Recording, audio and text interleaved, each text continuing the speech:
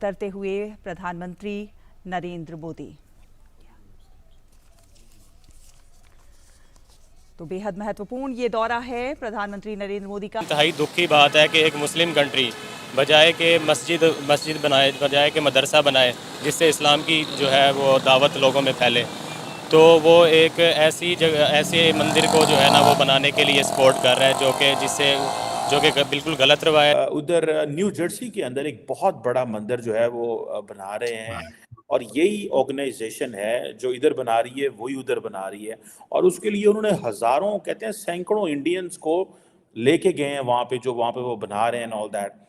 ये ट्रांसफॉर्मेशन क्या है? क्या India after relatively being more economically stable, politically stable, अपना जो रिलीजियस मॉडल है उसको एक्सपोर्ट करना चाह रहा है? बहसीत पाकिस्तानी हमें सारा दिन में तीन मिर्गी के दौरे पड़ते हैं।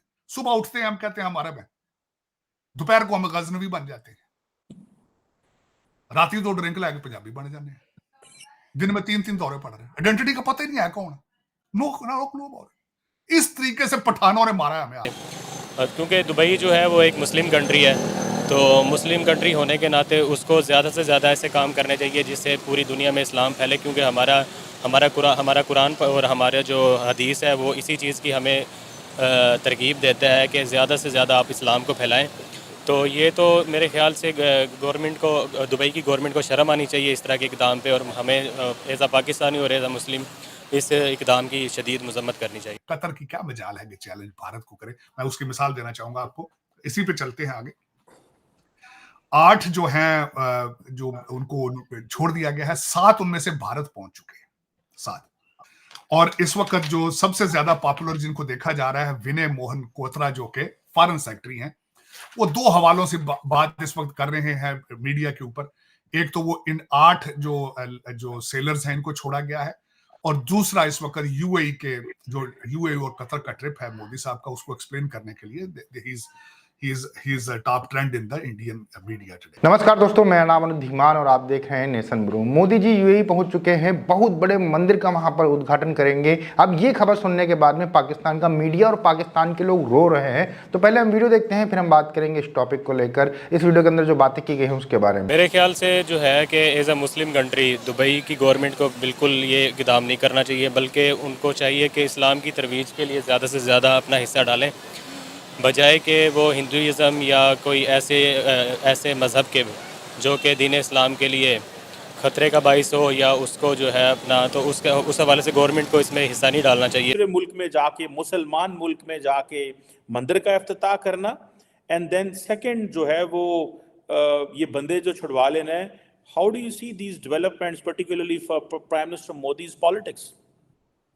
चीमा साहब, मैं बल्कि आज ना सिर्फ इस हवाले से भी, बल्कि अपने देखने वालों से मैं आज क्रेडिट लेना चाहूंगा कि मैंने ना सिर्फ इसकी पेशगोई की थी कि कतर छोड़ेगा इन लोगों को, ऐसी कोई बड़ी बात नहीं। दूसरी ये थी कि जब मिसाइल के हवाले से आपको पता है वो जो एक खबर आई थी और बोइंग के हवाले से, तो मैंने कहा था कि ये नहीं रोक सकते, ये देंगे, ड्रोन्स भी देंगे और ये तैयारे भी देंगे, और दूसरे दिन ही खबर आ गई थी। उसकी वजह यह है कि चीमा साहब, मैं वाशिंगटन डीसी को देख रहा हूं इस वक्त, और I am sitting in Washington DC, और मैं इन्फ्लुएंस देख रहा हूं डायस्पोरा का, भारत की इकोनॉमी का, उनकी साइंटिफिक अचीवमेंट्स का, उनके कंट्री के अंदर लॉ एंड ऑर्डर का बेहतर होना, चाइना का नीचे जाना, और ओबामा की वीक फॉरेन पॉलिसी को जब मैं देखता हूं तो मुझे इंडिया बहुत स्ट्रांग नजर आता है, बहुत स्ट्रांग है। और बाकी इसमें कोई शक नहीं है कि इस वक्त वाशिंगटन डीसी के अंदर यहूदी लॉबी के बाद दूसरी स्ट्रॉन्गेस्ट लॉबी, बल्कि मैं ये शायद ये भी कहने में मुबालगा राय नहीं होगी कि हो सकता है कि इंडियन लॉबी इजराइल की लॉबी, यहूदी लॉबी से भी आगे जा चुकी है, इसमें कोई शक नहीं। उसकी वाज़ेह मिसाल सामने नजर आ रही है प्रेसिडेंशियल कैंडिडेट। वो मिसाल कायम करना चाहते हैं कि हम इतना बड़ा यानी कि मंदिर बना रहे हैं, और दुबई एक स्टेट है, उसमें बड़े बड़े बिजनेस टाइकून जो है ना वो मिलके एक स्टेट बना रहे हैं और इस चीज़ को सपोर्ट कर रहे हैं। आपने मेरे से सवाल किया, मैं आपसे छोटा सा एक सवाल करना चाहता हूँ। हमारा जो खाना काबा है, अगर उसके नज़दीक कोई इतना बड़ा मंदिर बनाया जाता तो आपको कैसा फील होता? ये हमारे दिलों के साथ खेलने वाली बात है ना। हम इस चीज़ को डिफेंड करते हैं कि ये चीज़ नहीं होनी चाहिए, वो इस्लामिक स्टेट है, बेशक एक स्टेट है, सारे बिजनेस टाइकून ने मिलकर एक स्टेट बनाई है, लेकिन है वो इस्लामिक स्टेट। कतर की क्या मजाल है कि चैलेंज भारत को करे। मैं उसकी मिसाल देना चाहूंगा आपको, इसी पे चलते हैं आगे। 8 जो हैं जो उनको छोड़ दिया गया है, 7 उनमें से भारत पहुंच चुके हैं, 7। और इस वक्त जो सबसे ज्यादा पॉपुलर जिनको देखा जा रहा है, विनय मोहन क्वोत्रा, जो के फॉरेन सेक्रेटरी हैं, वो 2 हवालों से बात इस वक्त कर रहे हैं मीडिया के ऊपर। एक तो वो इन 8 जो सेलर्स हैं इनको छोड़ा गया है, और दूसरा इस वक्त यूएई के जो यूएई और कतर का ट्रिप है मोदी साहब का, उसको एक्सप्लेन करने के लिए he is top trend in the Indian media today. बहसीते पाकिस्तानी हमें सारा दिन में तीन मिर्गी के दौरे पड़ते हैं। सुबह उठते हैं हम कहते हैं हमारा बहन, दोपहर को हम गजनवी बन जाते हैं, राती 2 ड्रिंक लाके पंजाबी बन जाते हैं, दिन में 3 दौरे पड़ रहे हैं, आइडेंटिटी का पता ही नहीं है कौन। नो इस तरीके से पठानों ने मारा है हमें आगे। तो चीमा साहब, ये दर हकीकत ताकत वाली बात है ना, उनके पास ताकत थी, हम सबमिसिव थे। और उसमें मैं देखता हूं, मैं जो पढ़ता हूं, मैं जैनिज्म के बारे में पढ़ा, बहुत सबमिसिव रिलीजन। बुद्धिज्म के बारे में पढ़ा, वेरी सबमिसिव। वो बारबेरियन आते थे, दरिंदे अपने भाइयों को मार देते थे, बाप की आंखें निकाल देते थे। नॉर्मल इंसान कर सकता है ये? नॉर्मल इंसान अपने बाप की आंखें निकालेगा? इनका हर दूसरा भाई एक दूसरे के गले काटता था। देखें जरा, they were not normal people, they were barbaric. दरिंदगी थी उनके अंदर मेरी नजर में। मैंने आज देख लें आप अफगानिस्तान में, चीमा साहब 60 साल का बंदा है, 15 साल की लड़की से शादी कर रहा है, कोई नॉर्मल इंसान करेगा? देखें आज आप अफगानिस्तान देखें, जहां से हर बंदा उतरा घोड़े से और हमें जलील करके गया, आज उसकी एक सड़क सीधी नहीं है। हमें चाहिए कि हम लोग ज़्यादा मेहनत करें और अपने मुल्क का नाम रोशन करें, बजाय कि इस तरह के मसलों में पड़ें। ये उनका अपना मैटर है, यूएई वालों का और हिंदुओं का, उनका है। मेरे ख्याल से ऐसे ही है। सही। अच्छा सर, आपको क्या लगता है कि पाकिस्तान में जो हिंदू कम्युनिटी रहती है, क्या उनको यहाँ पर मजहबी आज़ादी हासिल है? जैसा कि आपने खुद ही कहा कि अगर मुसलमान हैं तो हिंदू भी हैं, तो सबको मजहबी आज़ादी होनी चाहिए। तो पाकिस्तान में रहने वाली माइनॉरिटीज़ को कितने उनके राइट्स मिलते हैं, कितनी उन्हें यहाँ पर रहते हुए मजहबी आज़ादी हासिल है?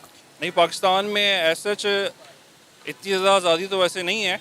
अभी आप पिछले दिनों आपने देखा होगा जो हादसा हुआ है जड़ावाला में जो हादसा हुआ है, लेकिन हम लोग इस चीज़ को सपोर्ट नहीं करते।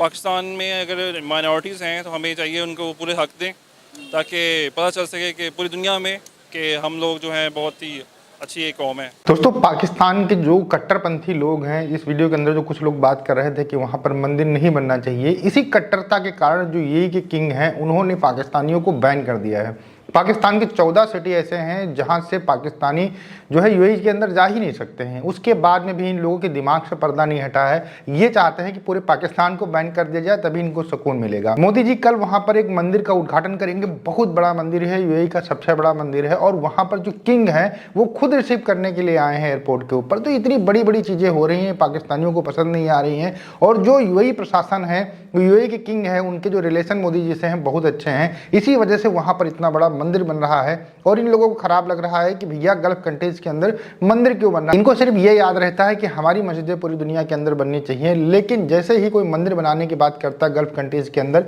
इनको दुख होने लगता है। अभी मोदी जी यूएई के अंदर मंदिर का उद्घाटन कर रहे हैं। आने वाले समय के अंदर आप देखेंगे कि बहुत सारे देशों के अंदर बहुत सारे मंदिर बनेंगे, जहां जहां हिंदू रहते हैं वहां वहां पर मंदिर बनेंगे, और ये पाकिस्तान के लोग और पाकिस्तान का मीडिया सिर्फ रोता ही रहेगा। आपका क्या कहना है हमें कमेंट सेक्शन में जरूर बताइएगा। मिलते हैं नए वीडियो के साथ। नमस्कार, धन्यवाद, जय हिंद, जय भारत।